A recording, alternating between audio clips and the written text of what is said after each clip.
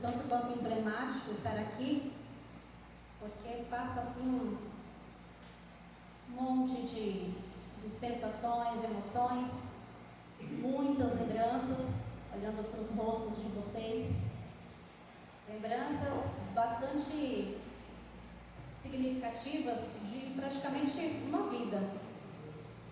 E eu tenho aqui referência de vários momentos importantes da minha vida, começando de quando eu tinha 12 anos. Zedith e eu fomos colegas no internato. Dá para imaginar? Eu tinha 11 anos quando eu fui para o colégio de Manaus. E a Zedith estudava lá também, bem mais velha que eu, no sentido de mais madura, né? E eu cumpria a hora educativa na horta. Isso ficou gravado na minha lembrança para sempre. A Zedith cantando, ela cantava muito, e umas músicas assim diferentes. E eu sempre gostei de coisa que assim era fora do normal, né? do corriqueiro. E tem uma música que eu ouvi a Zedith cantando e gravei parte do coro dela. E anos depois, já adulta praticamente, eu só sosseguei quando eu encontrei essa música na internet. E aprendi. Eu achava ela tão bonita. E tem o Messias que está aqui, fomos colegas de classe, estudamos juntos a 7ª série. Cadê o Messias? Messias, a gente terminou a 8ª também juntos? Estava com a gente? Então fizemos parte da primeira turma de formandos da 8ª série do Iamo. Vocês podem chamar do que for. Diz que mudou o nome, né? Vai ser sempre Iamo. Tá fechado isso comigo. Enfim, outros aqui que eu reconheço me viram aí na minha meninice aqui, enquanto trabalhava também como professora no Iamo. E a gente olha para vocês e passa um filme na cabeça.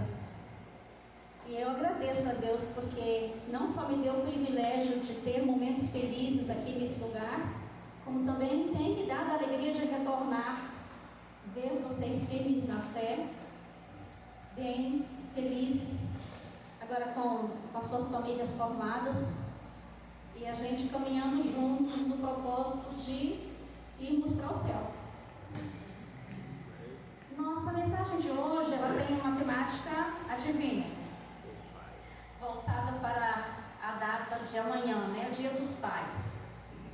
E eu confesso que fiquei pensando o que falar para pais que na maior parte são mais velhos que eu.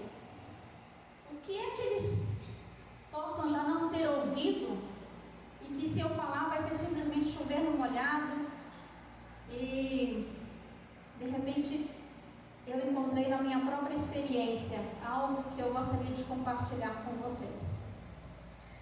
Antes de entrar na mensagem, eu gostaria de abrir um pequeno parênteses. A figura paterna, se estudarmos a influência, a importância dessa figura na formação da sociedade, nem só da família, nós não seríamos capazes de chegar a fundo do quanto essa figura é importante.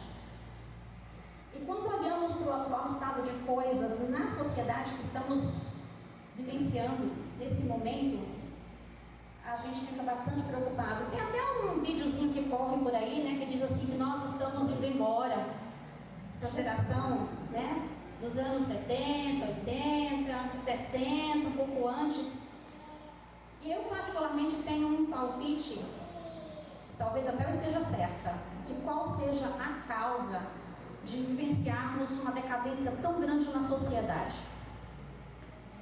E eu digo que a raiz disso está numa única palavra, que talvez não seja um assunto que chame muita atenção de vocês, mas que eu acho que a igreja deveria estudar isso com mais profundidade, com mais atenção, porque isso pode ajudar a salvar essa geração que está dentro da igreja mais jovem.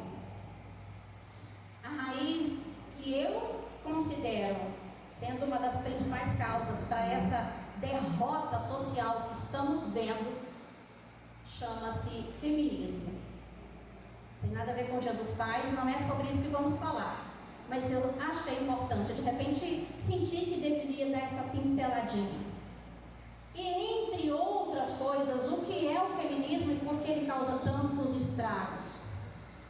Quando o Satanás quis destruir a humanidade, ele vem tentando isso há bastante tempo. Ele não se cansa de tornar as coisas cada vez piores. A gente percebe, eu particularmente, olhando, fazendo uma leitura da sociedade, a gente percebe ele tentando colocar a figura do homem como sendo assim a pior possível. A figura do homem que eu falo no sentido macho, não no sentido genérico. Então, ele tentou fazer o homem o ser mais cruel, bélico, bruto, uma desfiguração total da figura de Deus. Mas parece que ele não foi muito bem sucedido, porque por mais que isso causasse estragos, a sociedade continuava equilibrada. Então ele teve uma brilhante ideia, miseravelmente ele teve uma brilhante ideia, e já há algum tempo ele vem trabalhando nisso, e a gente vê que de repente ele está tendo sucesso. Ele pensou, eu não consigo destruir a figura do homem através dele mesmo, tornando ele uma figura ruim. Eu já sei como que eu faço para conseguir sucesso. Eu vou fazer a mulher destruir a figura do homem. Então ele cria uma coisa chamada feminismo. Irmãos, quando a gente vai estudar esse assunto mais a fundo, é tão profundo que arrepia. O quanto a figura da mulher, até poderíamos dizer que num sermão de Dia dos Pais poderíamos falar com as mulheres. O quanto a figura da mulher é de vital importância para que a pessoa e a imagem do homem seja vista de forma saudável na sociedade. Então ele fez a mulher se embrutecer e passar a revelar através das mais diferentes formas uma total falta de respeito pela figura do homem. Enquanto o homem era bruto, estúpido e etc, o que fosse, mas dentro de casa a mulher o considerasse de forma respeitosa, isso trazia estragos, mas não denegria a sociedade de forma como um todo. Quando dentro de casa a mulher passou a olhar para esse homem como um inimigo em potencial, que ela tem que lutar contra ele todos os dias e mostrar que ela é mais que ele, alguém que a qualquer momento vai lhe dar uma punhalada pelas costas, porque é assim que muitas mulheres se comportam, e não é porque querem também, é porque não estão atentas a esse detalhe. E quando ela passa a dentro de casa ter um discurso onde ela diminui a figura do seu marido e consequentemente o pai de seus filhos, então o diabo tem tido muito sucesso, porque tem se formado uma geração de filhos que a partir da falta de respeito e admiração com a figura do pai, passou a não ter respeito nem admiração com qualquer figura de autoridade. E isso se estende aos professores, policiais e qualquer outra figura de autoridade que seja colocada na sociedade para manter a ordem e o bom estado das coisas. É só uma pincelada. Eu acredito que aqui nós não temos esse tipo de comportamento e de visão por parte das mulheres. Isso é em terras distantes. Mas vocês, mulheres mais velhas, que têm a função de orientar as mais jovens, busquem estudar um pouco esse assunto se ainda não se antenaram nele.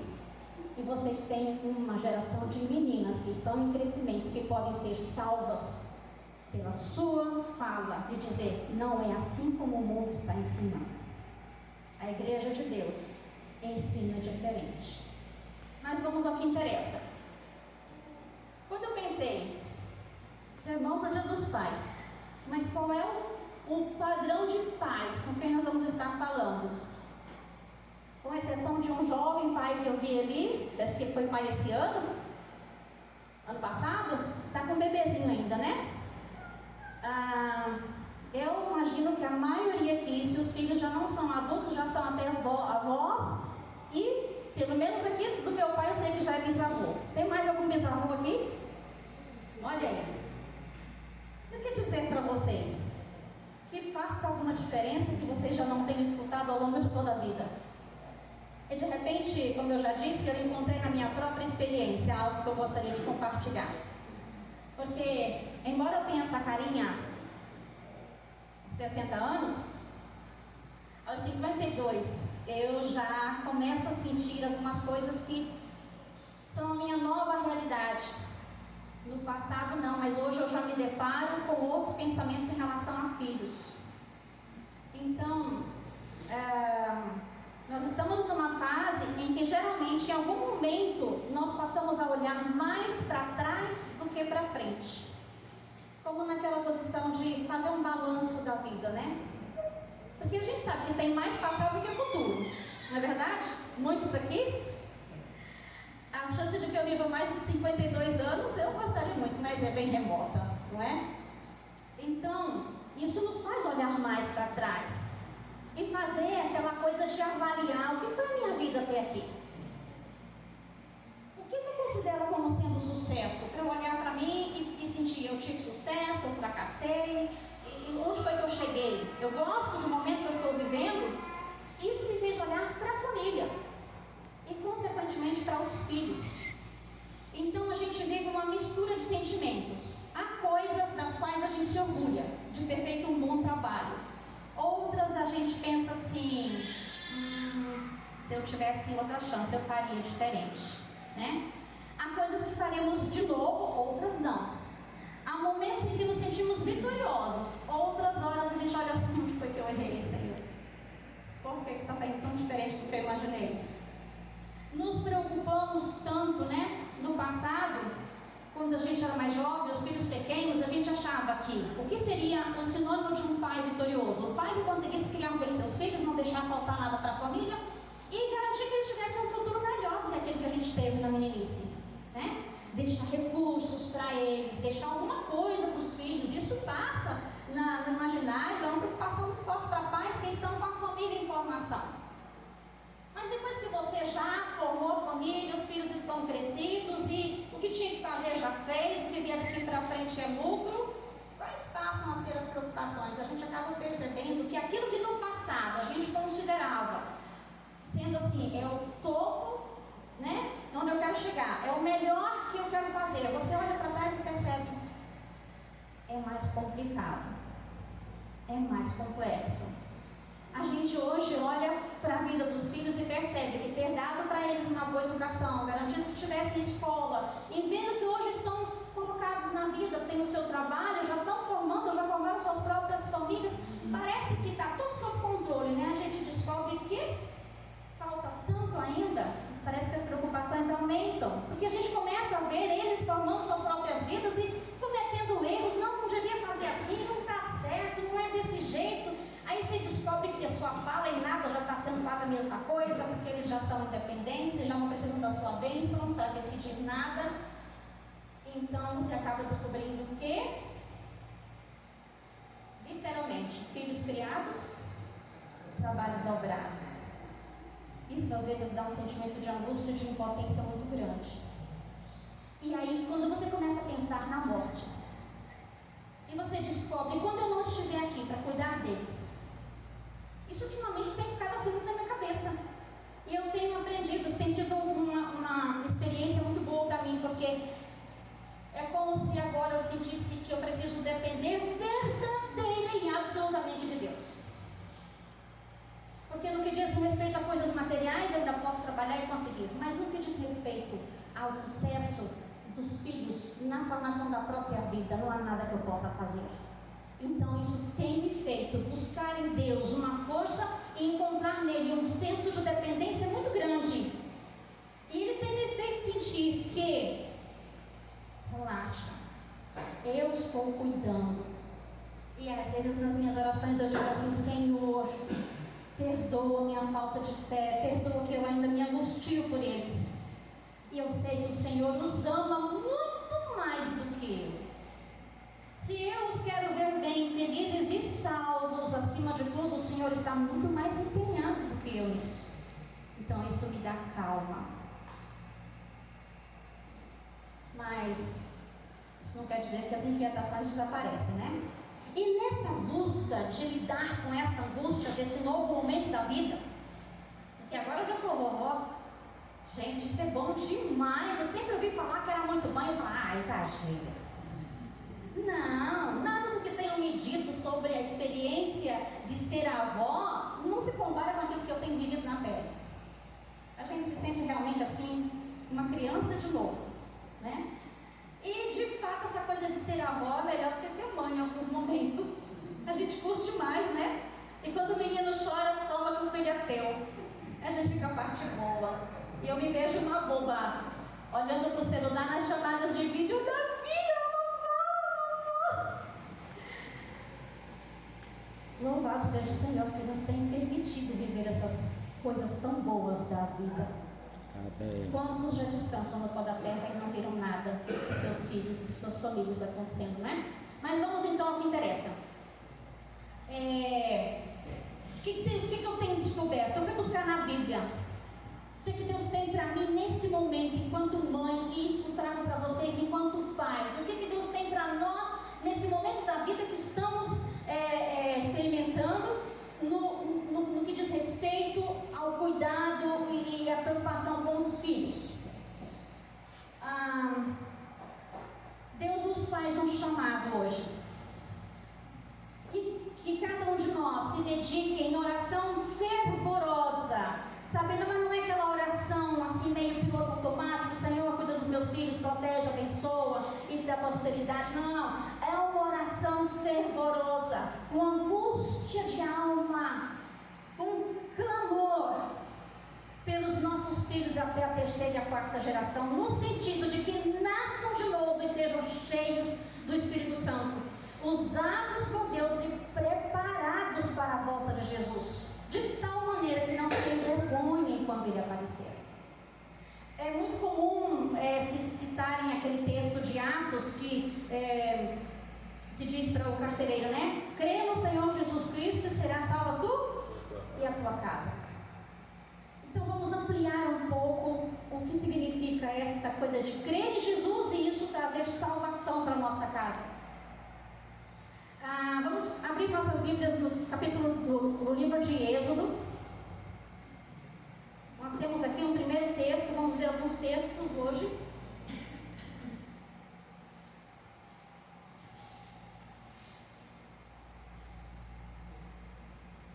Capítulo 34.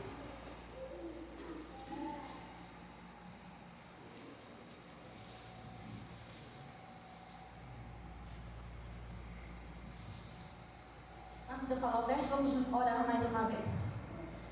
Querido, maravilhoso Pai, obrigado pelo privilégio de estarmos na Tua casa. Mais uma vez te louvamos por isso, te adorando e estudando a Tua palavra. Agora, mais uma vez, venha ouvir o nosso clamor. Nos dê espírito de discernimento e sabedoria. Que aquele que inspirou os Teus servos a escreverem a Tua palavra possa agora ser o nosso professor, nos abrindo os mistérios da mesma. Fala através da Tua serva, em nome de Jesus. Amém. Amém. Êxodo capítulo 34, o verso 7. É uma repetição do segundo mandamento. Cumpro a minha promessa a milhares de gerações e perdoo o mal e o pecado. Porém, não deixo de castigar os seus filhos e até os netos, os bisnetos e os trinetos pelos pecados dos pais. Isso é forte, né? Agora, a bênção, a promessa de misericórdia, ela vem antes do comunicado da maldição que pode ser dada aos filhos como fruto da nossa negligência. Nós temos a bênção da aliança para a nossa descendência. É nisso que nós precisamos nos apegar. De que forma, Senhor, que eu posso contribuir para que as minhas gerações futuras possam ser abençoadas e receberem milhares de gerações as tuas misericórdias? A partir do momento em que eu me apego com a bênção da aliança para a nossa descendência, porque Deus não pode quebrar a sua palavra. Em que momento que Ele nos prometeu isso? Através de Abraão. Em Gálatas capítulo 3, verso 7, se vocês quiserem conferir aí, tem aí Deus nos assegurando que se pela fé nós o recebemos, nós somos automaticamente colocados na situação privilegiada de descendentes de Abraão. Então está estendido a nós aquela promessa de que em ti serão benditas da terra. E eu posso abraçar isso, porque isso inclui a minha família. Do momento em que pela fé eu recebi a pessoa de Jesus em minha vida, me torno automaticamente, porque Deus assegura isso na sua palavra, um herdeiro de Abraão e consequentemente um herdeiro da promessa. Jeová prometeu a Abraão que seria o Deus de seus descendentes. Portanto, os filhos de pais crentes são santos, separados para Ele. E isso implica se apenas um dos pais for crente. Isso é maravilhoso, não é? Podemos conferir isso em 1 Coríntios 7,14. Deus também nos assegura de que derramará o seu Espírito sobre a nossa descendência. Que nós, pais, sejamos purificados de qualquer perverso coração de incredulidade. Hebreus 3,12 fala a respeito disso. Nos admoesta que não alimentemos nenhum espírito de incredulidade. Se Deus fez a promessa, Ele fez a aliança, Ele é fiel, Ele não muda. E isso eu posso receber como certo e garantido. Estamos vivendo num mundo caótico. Alguém aqui tem dúvida a respeito disso? Cada dia a gente se depara com uma situação mais estranha, mais difícil de digerir, de engolir. E isso faz com que eu olhe para o meu neto e Senhor, tem misericórdia, em que mundo que ele vai estar vivendo?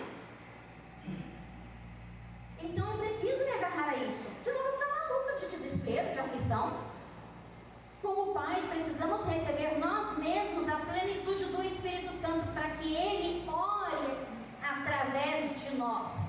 O Pai nos ouvirá, pois Jesus vive sempre para interceder por nós. Isso está em Hebreus 7:25.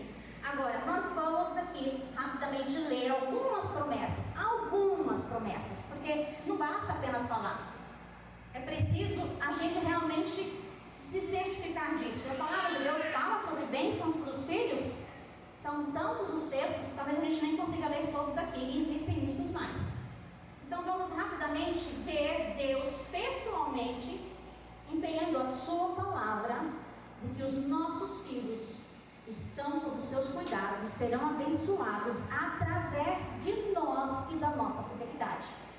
Então vamos para Isaías capítulo 44, o verso 3.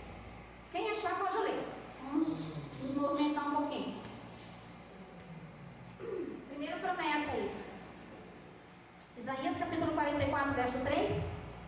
Alguém achou? Porque derramarei água sobre o sedento e torrentes sobre a terra seca. Derramarei o meu espírito sobre a tua posteridade e a minha bênção sobre os teus descendentes. Primeira promessa: derramarei o meu espírito sobre a tua posteridade e a minha bênção sobre os teus descendentes. Ok, tem mais? Isaías, ainda Isaías capítulo 54, verso 13.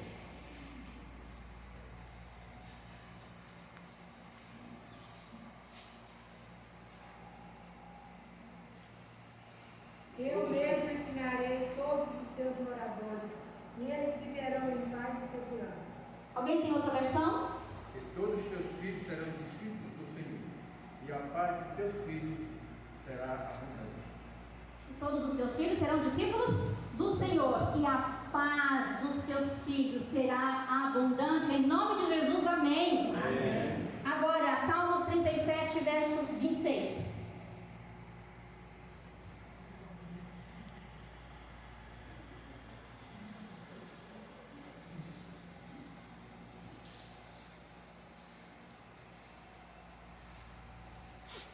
A minha diz assim: Ele sempre é generoso em dar e emprestar, e os seus filhos são uma bênção. Salmo 102, 28.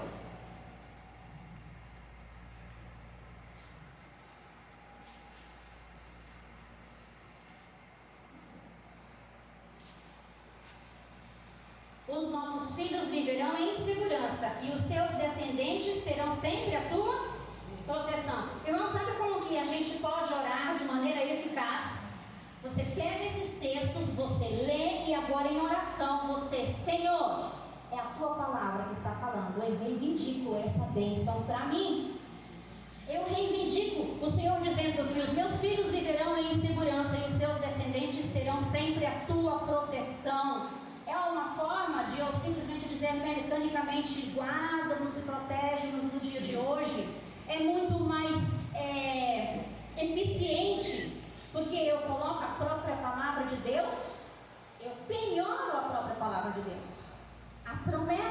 eu reivindico para mim. Mas aqui, Salmo 103:17. Se eu achar primeiro que vocês, eu vou lendo, tá bom? Quem achar primeiro que eu, pode ler. O amor de Deus, o Senhor, por aquele que o tem, dura para sempre. A sua bondade permanece, passando de paz a tudo. Aleluia, gente, isso é maravilhoso. A bondade de Deus permanece, passando de quem para quem? De pais para filhos. Será que a gente aqui, quando olha para a própria vida, para a própria história, consegue ver Deus sendo bom conosco? Sendo misericordioso, sendo compassivo, tendo paciência e dando a nós todas as suas maravilhas. A promessa dele é que isso não ficará restrito a nós, será passado de nós para os nossos filhos. Você que tem um bebezinho, talvez alguns pais mais velhos aqui não tivessem percebido isso antes. Você tem o privilégio de agora começar a confiar que a bondade de Deus não apenas será manifesta na sua vida, mas ela já está assegurada para o teu bebê. Amém. Vamos ver aqui, Salmos 102 já foi, Provérbios 11:21. Vocês estão percebendo quantos textos a gente já leu? Provérbios 11:21, quem achar primeiro que eu, pode ler. O mal é vigente, não ficará sem castigo, mas a geração dos justos é livre. O mal é verdade, não vai ficar sem castigo. Deus não está aqui para passar a mão na cabeça de ninguém. Mas a geração dos justos é? Você percebe que está ao nosso alcance assegurar que os nossos filhos sejam livres do pecado e das suas artimanhas ainda nesta vida? Vamos ver outro texto, Provérbios 14:26. No temor do Senhor, o homem encontra um forte apoio e também segurança para a sua família. Em outra versão, quem tem outra versão aí? No temor do Senhor tem um homem forte amparo, e isso é refúgio para os seus filhos. Eu gostei mais dessa versão. Isso é refúgio para os seus filhos. Não é refúgio para ele. Ele já encontra amparo no temor do Senhor. E isso também é refúgio para os seus filhos. Atos 2, verso 39.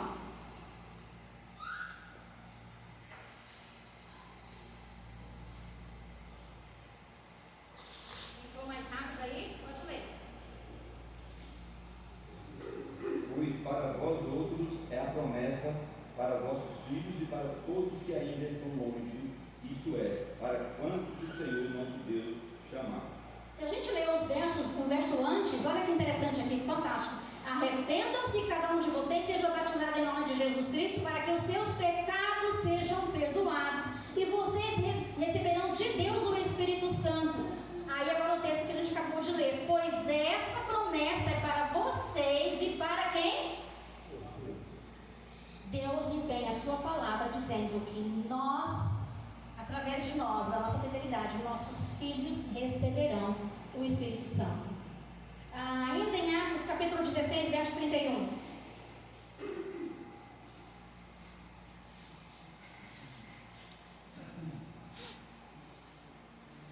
Responderam-lhe: crê no Senhor Jesus e serás salvo tu e tua casa.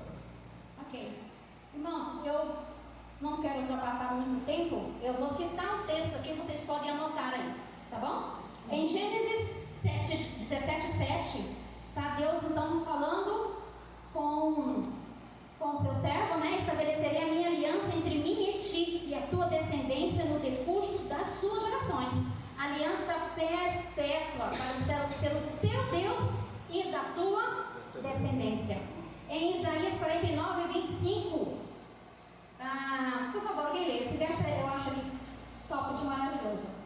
49:25, Isaías.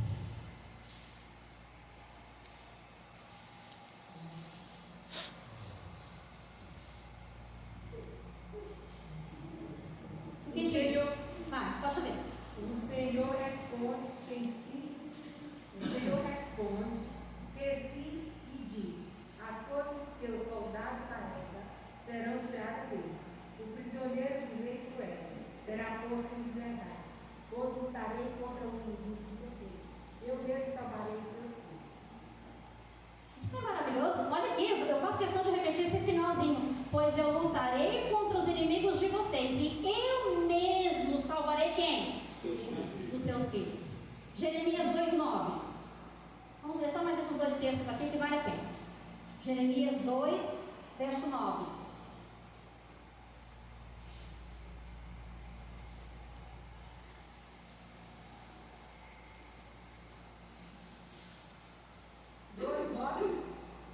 Verso 9. Diz assim: o Senhor Deus diz: assim eu vou novamente fazer uma acusação contra o meu povo. Vou apresentar a minha causa contra vocês e seus descendentes. Sou eu, o Senhor, que está falando. Quem tem outra versão? Portanto, ainda pleitearei convosco, diz o Senhor, e até com os filhos de vossos filhos pleitearei. Eu vou lutar com vocês. Eu não vou abrir mão de vocês assim de graça, não. A gente vai ter uma boa conversa. E eu vou lutar com vocês. E eu vou lutar com os filhos de vocês. E eu não vou abrir mão de ninguém de graça. Eu não vou desistir de ninguém sem ter uma boa briga. Deus está lutando não apenas por nós, mas pela salvação de nossos filhos. Último texto, Jeremias 32:39.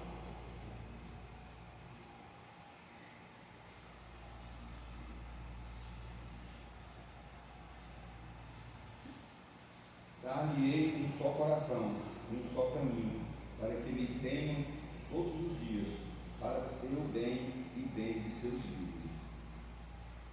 Irmãos, a gente pode parar por aqui hoje, mas eu digo para vocês, não se contentem apenas com essas promessas. Busquem mais, porque a palavra do Senhor está recheada de garantia de que através de nós, da nossa fidelidade, por amor a nós, através da aliança feita com Abraão, nossos filhos têm assegurado que Deus pessoalmente estará lutando em favor da salvação de cada um deles. Agora, para fechar, eu sei que às vezes bate um senso de frustração muito grande. Não sei se seria a realidade de alguém aqui, mas vai que por acaso, se não hoje, no futuro, de repente você olha para a sua família e vê uma bagunça. De repente você percebe que está saindo tudo diferente daquilo que você sonhou e planejou. E isso pode gerar um profundo senso de fracasso. Mas Deus me mostrou recentemente uma coisa que eu não tinha atinado. E eu falei, glória, aleluia, como Deus é fantástico, é maravilhoso, Ele não nos deixa sem conforto. Até em momentos em que a gente olha para o futuro e não, Senhor, não tem chance não. Tá certo que o Senhor promete muita coisa, mas no caso da minha família está muito mais difícil. Quando a gente olha para o patriarca Abraão e a gente vê ele crendo na promessa de Deus de que através dele a sua descendência seria abençoada e seria poderosa na terra, a gente continua lendo o relato bíblico, a gente vê que não demorou muito para a coisa ficar bem feia.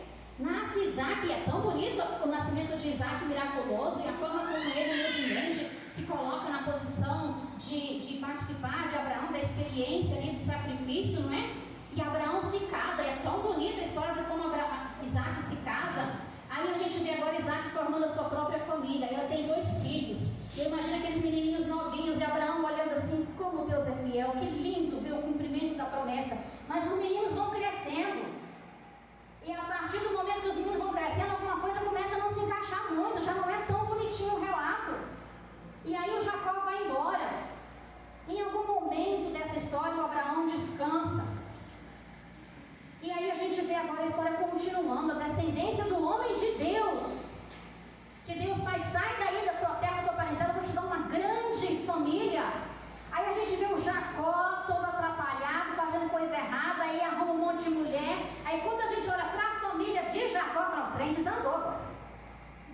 Agora não tem chance. Aquela promessa bonita, vamos imaginar que se o Abraão fosse vivo e olhasse para a vida de seu neto Jacó e a família dele, dizer assim, como é que Deus vai fazer essa promessa se cumprir? Porque a vida desse menino é uma bagunça. A família dele é um desastre. Rolava até aluguel de marido.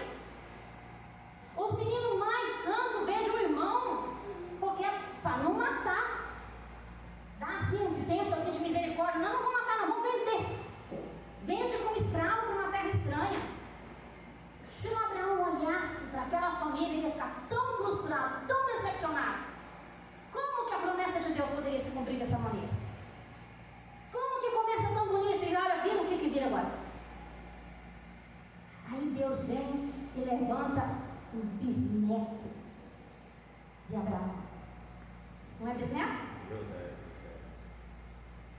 E aí entra esse menino na história, Deus levanta esse menino, e através desse menino, Deus faz a sua promessa ir se cumprindo, porque de repente as coisas começam a entrar no eixo. Não tão de repente, né?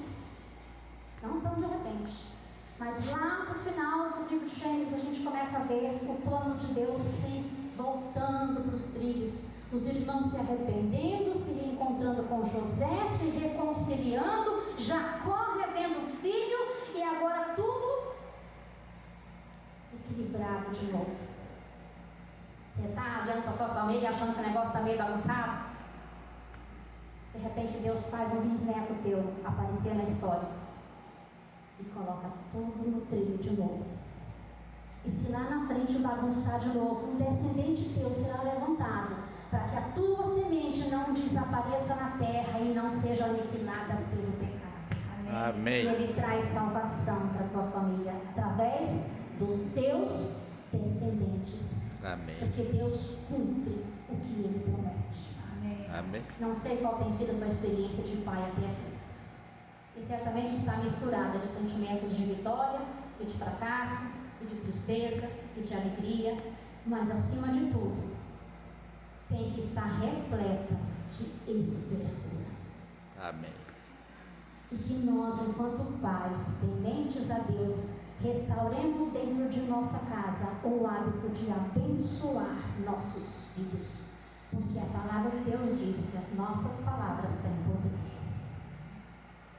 Então já tem um bom tempo que eu, a partir do exemplo dos meus pais, que começou a me chamar a atenção, e agora eu falo com os meus filhos e eu sempre termino: Deus te abençoe. O moleque está todo atrapalhado na vida, eu falo: Senhor, tem misericórdia. Mas quando eu termino de falar com ele: meu filho, Deus te abençoe. Amém.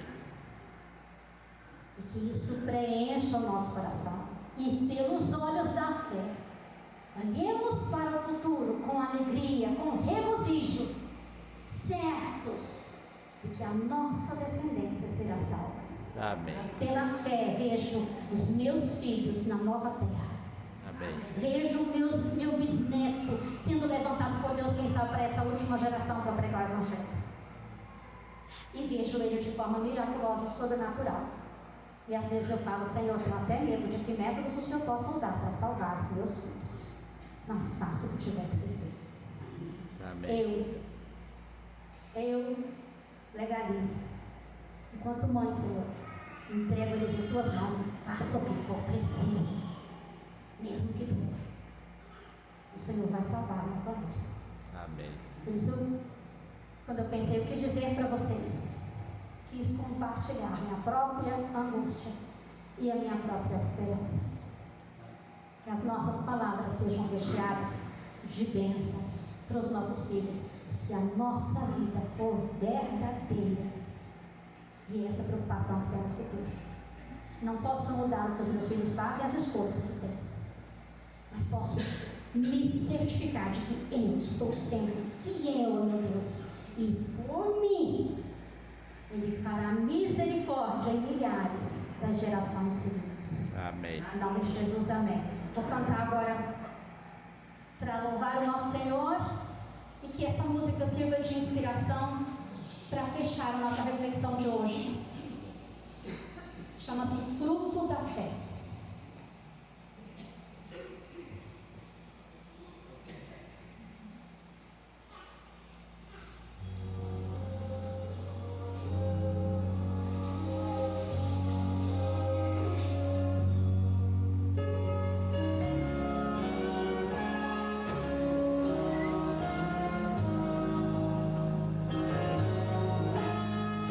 Eu ouço as palavras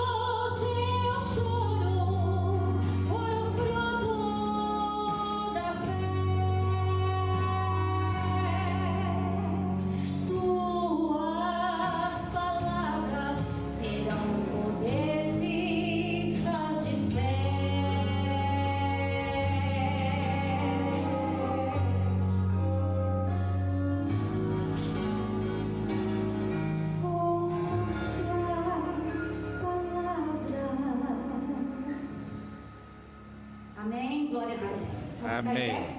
Amém. Louvado seja o teu nome, porque vimos aqui, Senhor, a tua palavra empenhada, de que por amor a nós, o Senhor estenderá também as tuas misericórdias aos nossos filhos. Amém. De maneira especial, Senhor, no mundo onde a figura do homem, no sentido da figura masculina, tem sido fortemente atacada pelo teu inimigo através de filosofias lançadas por ele. No mundo onde a figura de autoridade que representa a ti tem sido minada e tem sido desvirtuada, nós, Senhor, te pedimos que o Senhor levante no meio do teu povo homens e mulheres que estejam determinados a viver de acordo com assim diz o Senhor. Amém. Que cada mãe aqui se levante, cada esposa se levante dentro do seu lar para resgatar a imagem da figura de liderança e de direção do lar, através do respeito, da honra concedida ao seu marido, ao pai de seus filhos. Amém. Que o Senhor levante nessa igreja pais que estejam comprometidos com a tua palavra, comprometidos em ser fiéis a ti, na certeza de que, se forem fiéis, poderão reivindicar a promessa de salvação e livramento aos seus filhos. Amém, Senhor. Que aqui no meio do teu povo possa se levantar um movimento de resgate dos valores e da esperança. E que Amém, nossas famílias sejam um objeto que chame a atenção do mundo, por ser um lugar onde o teu nome é honrado e adorado verdadeiramente. Amém. Continua conosco hoje e sempre. Em nome de teu Filho Cristo, nós clamamos a ti. Amém e amém. Amém, Senhor.